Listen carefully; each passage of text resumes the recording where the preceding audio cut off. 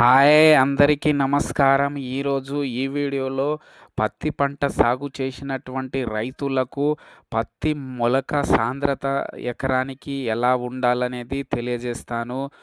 ముఖ్యంగా పత్తి సాగు చేసినప్పుడు మొలక సంఖ్య, విత్తే దూరము, అలాగే నేల స్వభావము మరియు నీటి వసతి, అదేవిధంగా వేసే రకాలు మరియు పాటించే యాజమాన్య పద్ధతులు బట్టి ఆ మొక్కల సంఖ్య మారుతుంది.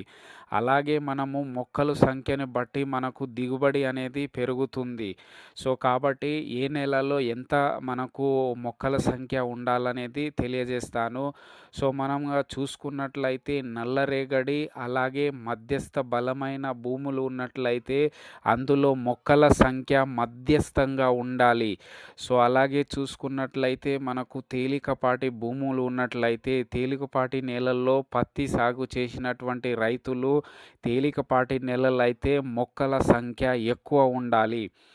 అలా ఎక్కువ ఉన్నట్లయితేనే దిగుబడి వస్తుంది.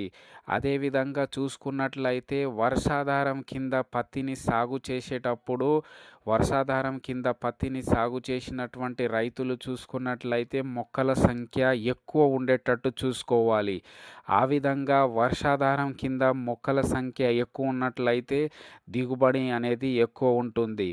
కాబట్టి ఇంతకుముందు చెప్పినటువంటి విధంగా విత్తే దూరంని బట్టి, అలాగే నేల స్వభావము, అదేవిధంగా నీటి వసతిని, అదేవిధంగా వేసే రకాలు, అదేవిధంగా మనము పాటించవలసిన యాజమాన్యాన్ని బట్టి కూడా మనకు ఈ మొక్కల సంఖ్యని బట్టి దిగుబడి అనేది ఉంటుంది.